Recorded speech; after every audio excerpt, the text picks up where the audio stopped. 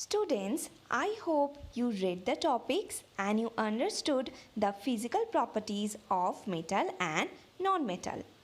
Today we will categorize metals and non-metals according to their chemical properties. Chemical properties of metals and non-metals. So here we are going to learn about reaction with oxygen. Metals form their oxides when they react with oxygen. Metal oxides are always basic in nature. So example, reaction of iron metal with oxygen. So Fe is iron and O2 is of course oxygen. When Fe reacts with the O2 present in the air along with the moisture content present in the air, that is the H2O, it develops into rust. So now you understand that what is rust. Rust is reddish brown in color and is iron oxide. Iron oxide, as I told you, that it is basic in nature and it turns red litmus blue. Look at here. This is the litmus paper and litmus paper can be of two types. They are blue litmus paper and red litmus paper. So what happens when we use red litmus paper? Then if you dip the red litmus paper in a basic solution, then the red litmus paper will turn into blue. Look at this picture. And if you use an blue litmus paper and put it inside an acidic solution, then what will happen? The blue litmus will turn into red, exactly opposite of each other. So with the help of litmus paper, we can detect which solution is basic solution or which solution is acidic solution. Let's see what will happen in activity number 4.3. In this activity, we need test tube, red litmus paper, rust and pipette. We are pouring some rust into the test tube. The rust has to dissolve into the water completely. Now we are taking the red litmus paper.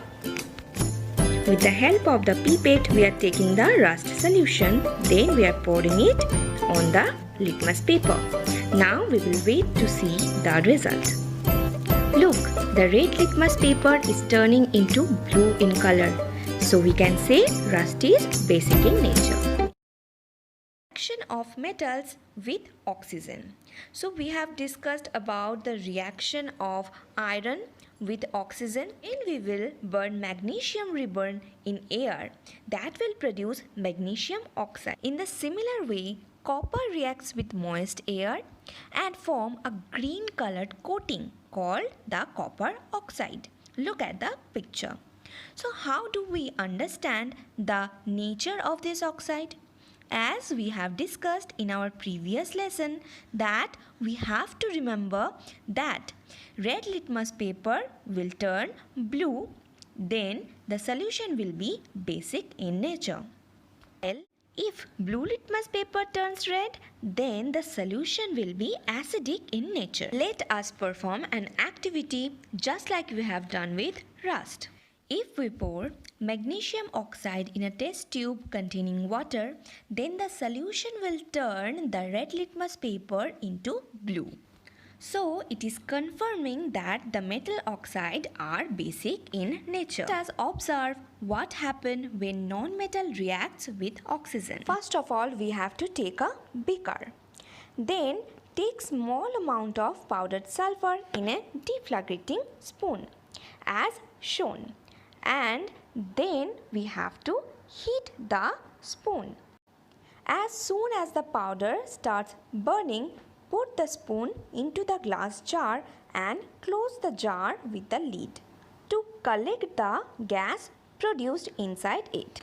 Quickly add some quantity of water and again close the lid. Now shake the jar well and taste the nature of the solution with the help of a litmus paper. We will observe that red litmus won't change its color, but blue litmus paper will turn red. Thus, it is indicating that the solution is acidic in nature. Reactions will be sulfur plus O2 is equal to SO2 or sulfur dioxide.